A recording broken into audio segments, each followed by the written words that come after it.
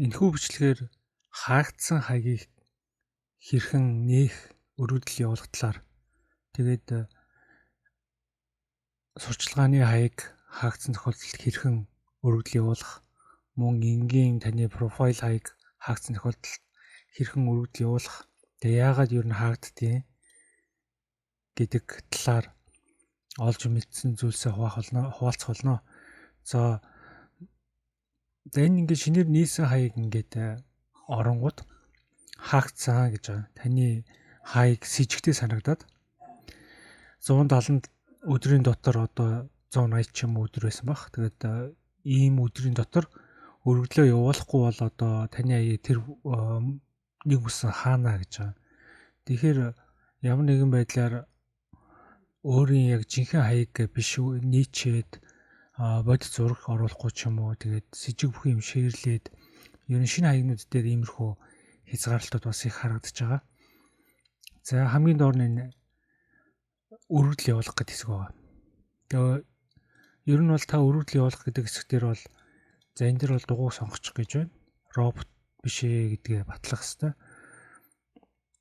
За өргөдөл явуулах хэсэг дээр бол өөрөөсөө та өөрийнхөө энэ дэр селфига апплод хийнэ гэнэ. Царайгаа харуулсан яг селфиг апплод хийж оруулснараа таны хүсэлтийг шалгана. За энэний дараа дахиад юу гинэ.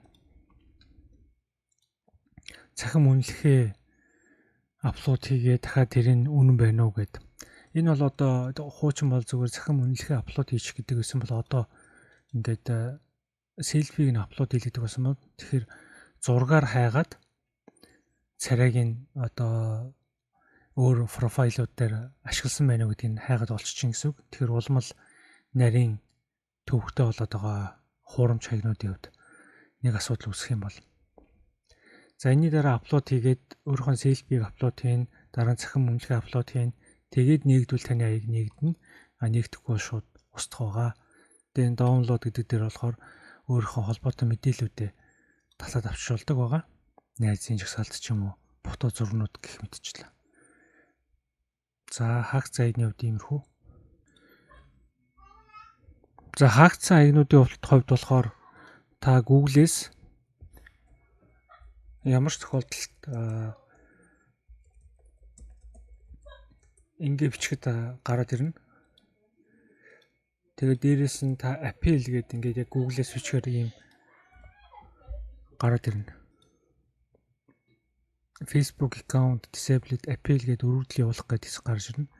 Тэгэхээр ингээд бичгээр Apple хийх өргөдлийн хэсэг рүү орж ирнэ. За тэгээд Apple явуулъя гэдээ дараад тэгэнгүүт дахиад хаагдсан хаягаа энэ ингээд холбоотой артиклууд гарч ирж байна. Хаагдсан хаягаа сэргээх, миний найзын хаяг хаагдсан эсвэл блок тулсан, миний payment disabled болсон, аккаунт руугаа орж чадахгүй limited болсон гэх мэтчлэн ийм тохиргоонууд гарч ирнэ. За тэгээд та яг энэ линкийн дагуу ороход бас болно. Одоо жишээ нь help тэгээд яг ийм кодтой линк байгаа. За энэ линкээр ороход миний хувийн хаяг хаагдсан юм аа гэдгээ ингээд Facebook руу өргөдөл явуулна гэж байна. Тэгэхээр энэ дээр бол та өөрийн имэйл юм уу, бүртгэлтэй имэйл юм уу, анх нээсэн утасны дугаараа бичнэ. Дараа нь Facebook дээр яг бүтэн аккаунтн дээр харагддаг бүтэн нэрээ бичнэ.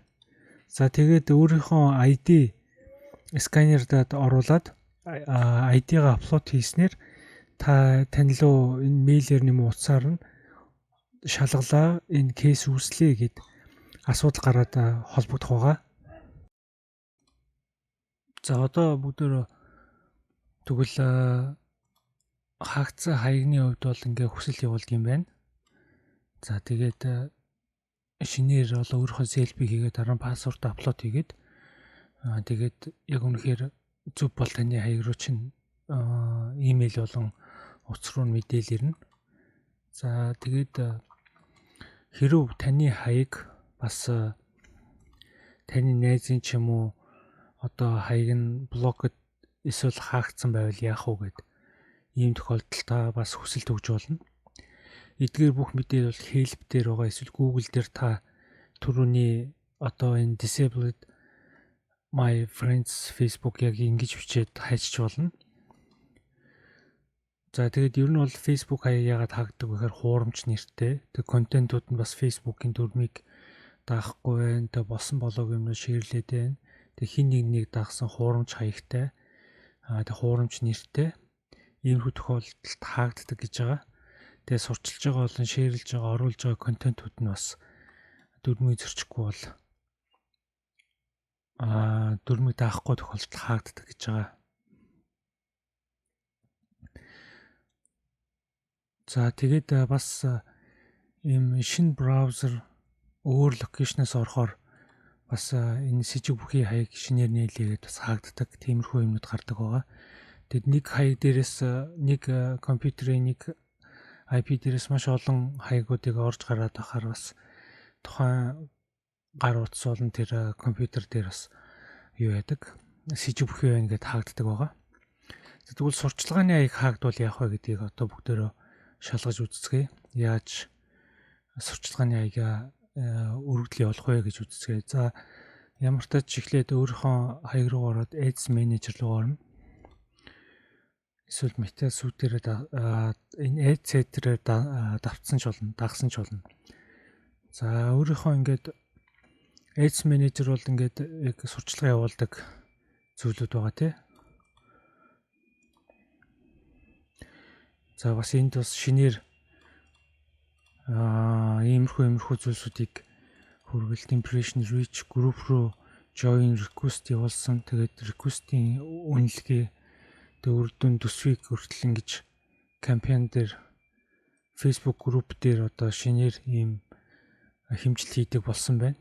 Бас улам л одоо шинжлэгдэж гэсэн үг. Одоо тодорхой группийг сурчлаад групп руу оруулна гэсэн үг л дээ.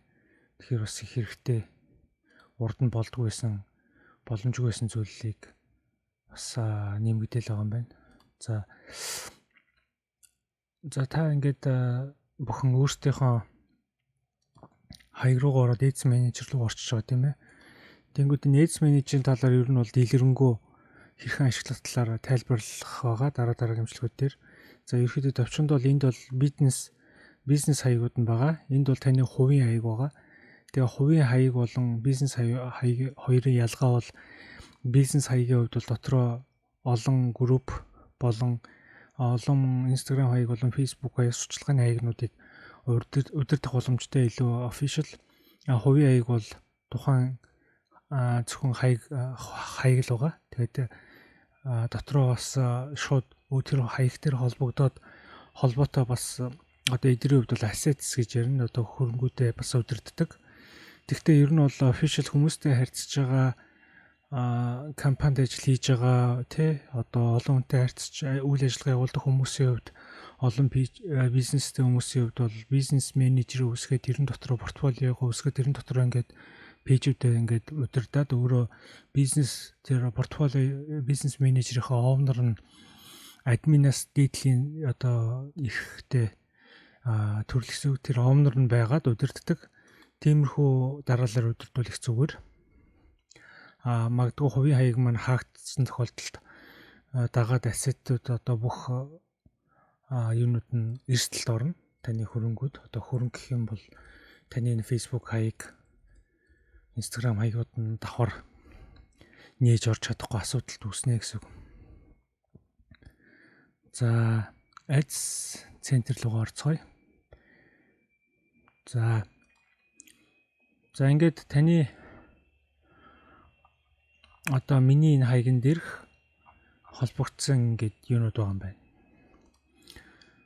Asset буюу одоо page, портфолио одоо пэйжүүд байна. За ингээд Ads Center гэж байгаа. За хэдүүл одоо сурчлагын хаяг хаагдсан тохиолдолд хэрхэн хүсэлтэд явуулах вэ гэдгийг одоо хийж үзэж байгаа. За сурчлагын хаягийг хаагдсан тохиолдолд хэрхэн хүсэлт явуулах вэ? За ингэнгүүт энэ дээрээс бид нар хамгийн түрүүнд more гэж дарлаа. Энд бол ингээд таны сурчлагатай холбоотой бүх тохиргоонууд энд report ингээ постууд. За энд бол ингээд үндсэн бизнес менежмент хоргоо гэж байгаа. За бид нар тэгэхээр сурчлагын ad account гэдэг дээр дарна. Тэгэхээр энэ линк нь бол ингээд харагдаж байгаа. Ads менежерийн бизнес аккаунт гэдэг. Тэгээд таны цаашлаад хаягнууд руу орно гэсэн үг. За тэгвэл жишээ нь энэ дотор одоо энэ хоёр роолыг би оруулсан байна тий. Ийм хоёр хаяг байна. Тэгээд энэ дээр нэмэх нь ингээд нэмээд явуулж болно. Энд нь болохоор холбоотой пэйжүүд, энд нь болохоор төлбөр тооцоонууд нь, энд нь болохоор ямар нэгэн notification ирж байгаа, асуудлууд ирж байгаа бол тэргээр нь орж ирнэ. Тэгээ энэ баруун дэд болонд байгаа эдгээр бол таны сурчлагын хаягууд гэсэн үг. За бүгдийн дараад харъя. Онлайн сургалт гэсэн энэ бизнес портфолио гэдээ байсан тийм энэ 7 дотор нэмэгдлөө гэсэн. Яг энэ 10 гэсэн байна тий. За ингээд C бол нөгөө дотор ч эднэр байгаа байхгүй юу? Эдрээс гадна пэйжүүд байгаа нэмэгдэд болоо. А лайхан гэсэн энэ хаягн дотор иймэрхүү хаягнууд портфолионууд үүссэн, сурчлагын хаягууд үүссэн байгаа байна гэж харагдаж байна тий. За магадгүй нэг хаягийг сурчлагын хаягийг одоо disable болсон хаягийг харъя.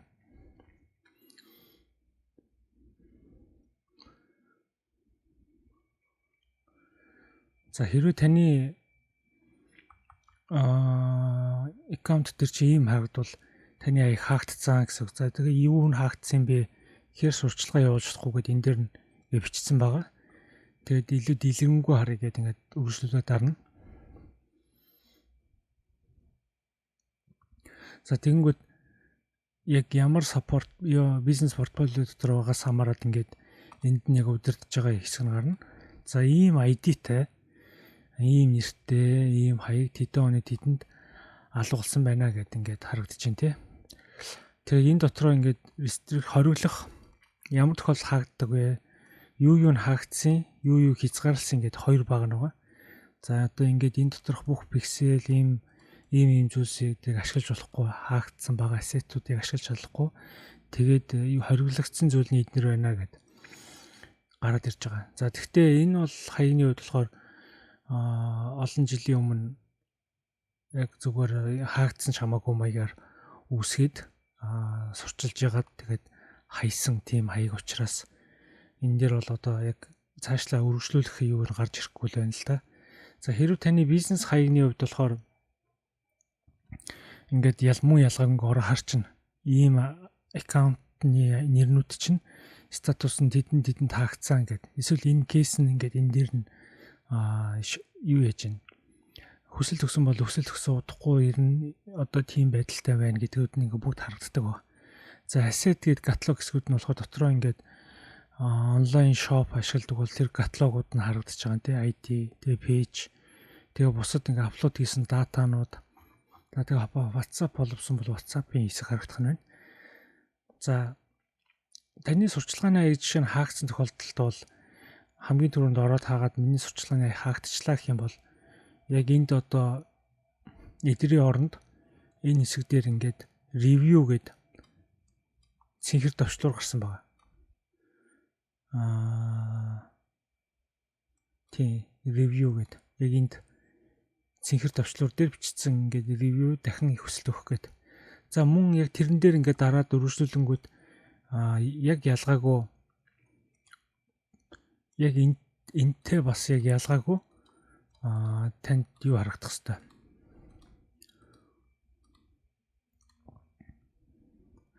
Апплод хийн үү? ID-га апплод хийн үү гэсэн ийм хэсэг гарч ирдэг байна. ID-га. Тэгээд та ID-га апплод хийгээд орчиход энэ дээр review гэсэн цэнхэр товчлуур гарна. Гэхдээ тэр цэнхэр товчлуураа дарчаад гол нь 30 хоногийн дотор хугацаа заачна.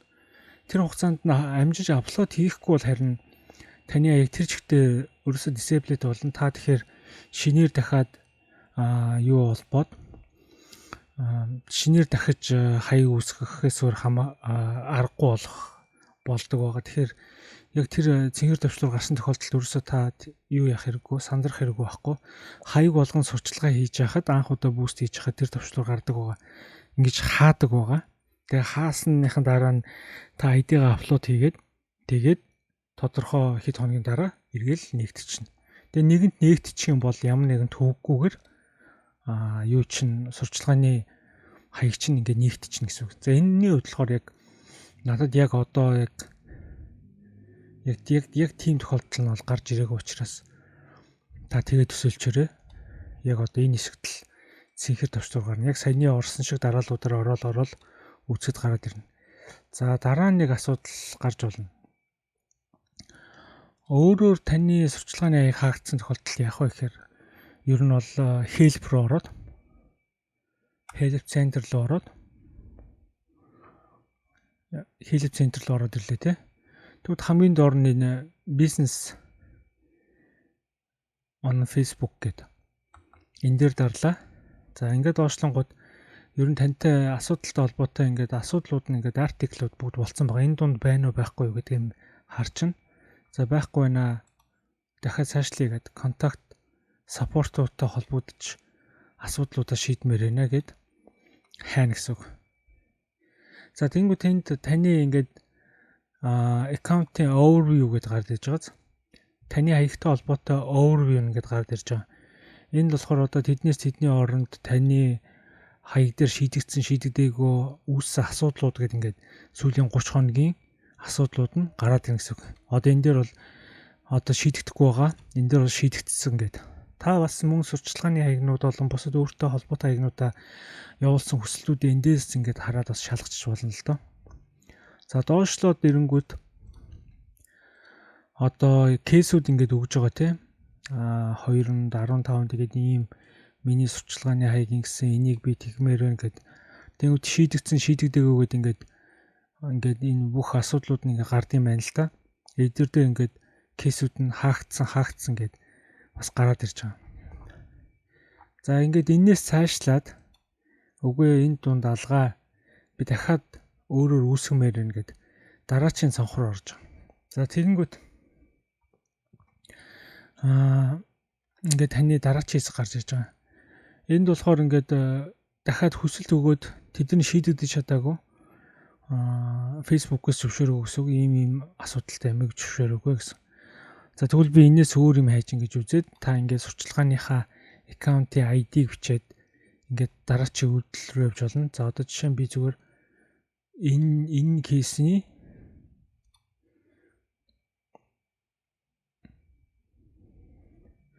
ID-г нь аваад зүгээр өргөжлүүлээд үзье. За энэ ID гэдэг байгаа нь аккаунт ID гэдэг байгаа нь энийг л хэлээд байгаа юм л да. Дээр нэг дарлаа. За тэгээд ID-гаа бичлээ дараачийн алхам. За тэгэнгүүт миний хаяг хаагдсан эсвэл энэ холбоотой asset гэдэг төрөнд тайлбарлаж ирсэн юмнууд хаагдсан. Эсвэл ингээд asset-уудтай холбогдож чадахгүй нь эсвэл хакд хийгдсэн эсвэл төлбөрөө төлж чадахгүй байна.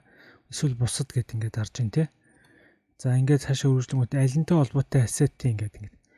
Тэгвэл миний энэ онлайн юун дотор байгаа бизнес менежер дотор байгаа энэ asset маань ингээд энэ disabled ингээд хийгдэж чадахгүй байна гэд хүсэл гаргаад за тэнгуү тэрнтэй холбоотой ингээд бүр энийг уншаад ойлгох нь л те.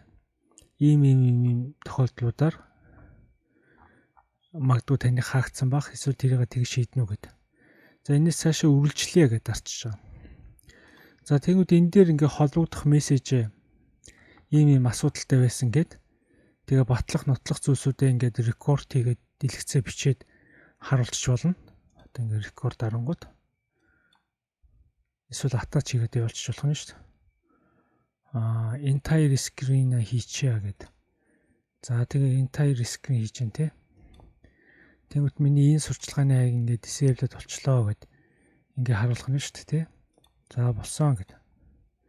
За тэгвэл entire screen энийг attach хийчихье гэд.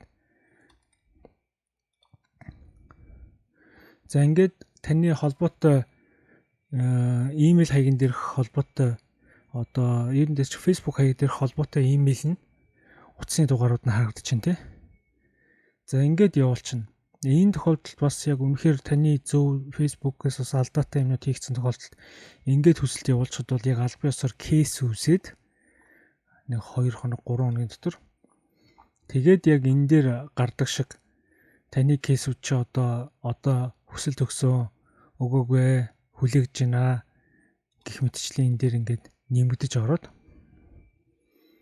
ирнэ гэсэн үг. Одоо энэ 21-нд ийм зүйл явуулсан, энийг хүлээж авсан гэд гараад ирсэн байна тий. За ингээд сурчлагын хаягийг хаагдах юм бол ингэж хүсэлт явуулдаг бахнэ. Яг хамгийн шинэ арга, хамгийн зөв арга нь. За одоо бол ингээд ямар ч хүлээгээд авсан дараагийн процесс болно, комплит болно. Одоо энэ хоорондоо ингээд дахиад асуудаг л да. Шалтгаан чи юу вэ? Эсвэл утсаар ярих өдрөөр тогтъё гэд. Тэгээ процессууд нь явагдаад яг энэ процесс хэсэг дээр нь хариугаа өгөөд харилцаад ах хэрэгтэй. Тэгээд хүмүүс ихтэй бас хариугаа өгж авч мэдлцэхгүй орчдөг. Тэгэхээр саппортын ерөөсөн инбокс дотор бас давхар ирчихэж байгаа гэсэн үг. Таны юутай холбоотой? Таны хаягтай холбоотой зүйлсүүд бол ингээд ороод иж болно.